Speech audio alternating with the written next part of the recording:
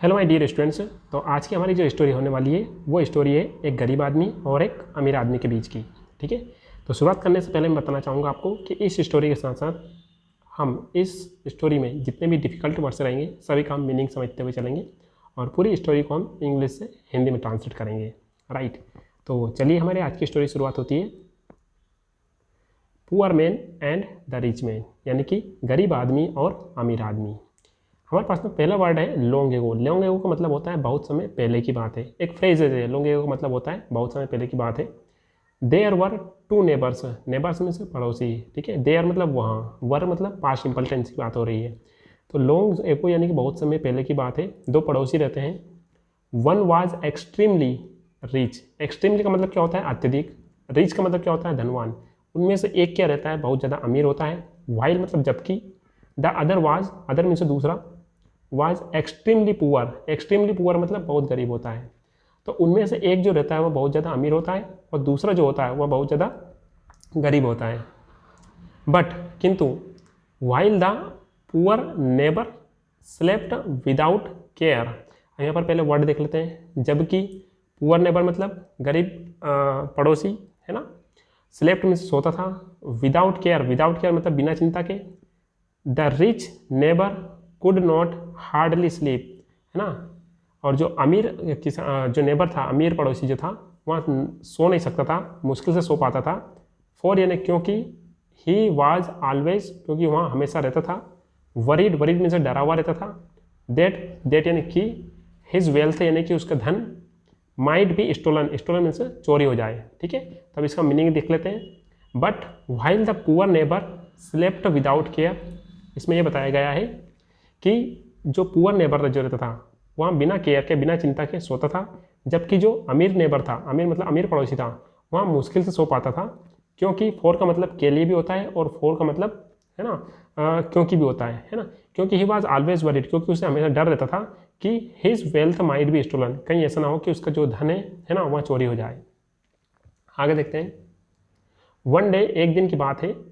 The rich neighbour यानी कि जो अमीर नेबर जो रहता है, थॉट एंड सोचता है, of helping his poor neighbour, सोचता है हेल्पिंग में से मदद करने की, ऑफ हिज पुअर नेबर यानी कि उसके पड़ोसी के गरीब नेबर की, नेबर में गरीब पड़ोसी की मदद करने की सोचता है।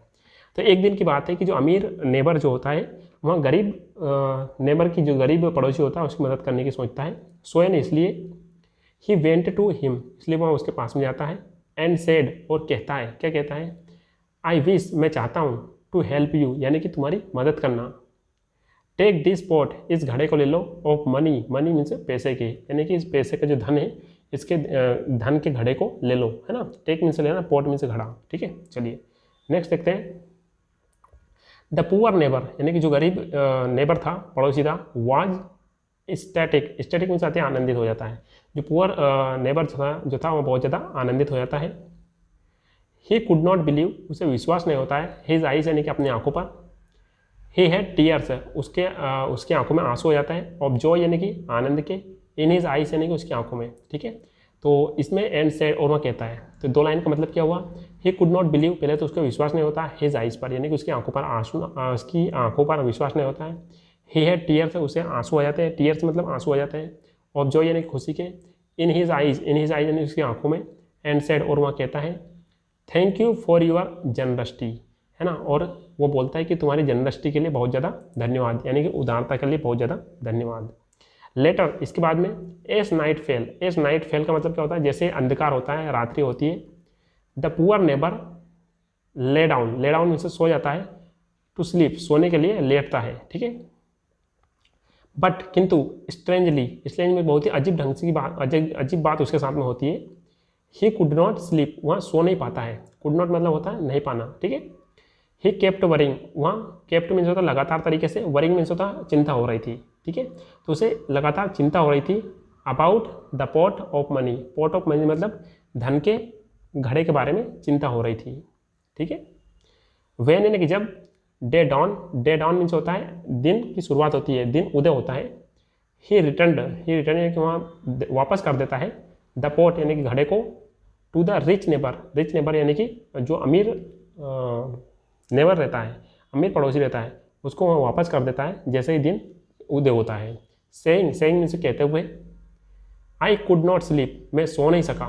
द वोल नाइट यानी कि पूरी रात को, ठीक है, द वोल नाइट मतलब पूरी रात को सो नहीं सका। बिकॉज ऑफ दिस यानी कि इसके कारण, बहुत शानदार फ्रेज है बिकॉज ऑफ दिस, ठीक है। और यानी कि वो बोलता है कि मैं आपके इस घड़े की वजह से रात भर सो नहीं सका। आई वैल्यू, मैं ज़्यादा कीमत देता हूँ, वैल्यू मीन्स कीमत देना। माई पीस मीन्स होता है शांति को, मैं अपने पीस को, शांति को ज़्यादा कीमत देता हूँ। मोर देन एनीथिंग एल्स, यानी कि किसी भी चीज़ से ज़्यादा, है ना, यानी किसी भी चीज़ से ज़्यादा मैं अपनी शांति को ज़्यादा कीमत देता हूँ, ठीक है।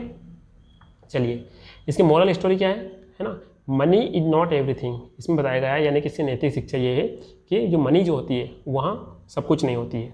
माय डियर स्टूडेंट्स, इसी के साथ ही हमने जो न्यू व्यूअर्स हैं और लर्नर्स हैं उनके लिए हमने एक PDF तैयार की हुई है, यानी कि एक ई-बुक तैयार की है जिसके 8 पार्ट हैं और उसका फर्स्ट पार्ट सभी स्टूडेंट्स के लिए फ्री कर दिया गया है, जिसकी लिंक आपको डिस्क्रिप्शन बॉक्स में मिल जाएगी। यदि आप उसको पढ़ना चाहते हैं तो आप उसको पढ़िए और इंग्लिश को एक नए लेवल पर ले जाइए जहाँ पर आप उसका फ्री में आनंद ले सकें। तो रक्षाबंधन के अवसर पर हमने एक ई-बुक तैयार की हुई है जिसकी लिंक आपको डिस्क्रिप्शन बॉक्स में मिल जाएगी। यदि आप इस चैनल पर न्यू व्यूअर्स हैं तो वीडियो को लाइक, शेयर और सब्सक्राइब करना ना भूलिएगा और हमें ज़रूर बताइएगा कि आज की स्टोरी आपको कैसी लगी और स्टोरी जो रीडिंग है वो आपकी इंग्लिश में किस तरीके से बेनिफिशियल हो पा रही है और आप कहाँ से वीडियो देख रहे हैं हमें डिस्क्रिप्शन बॉक्स में कमेंट बॉक्स में जरूर लिख कर बताइएगा। मिलते हैं एक नए वीडियो में। Till then have a nice day.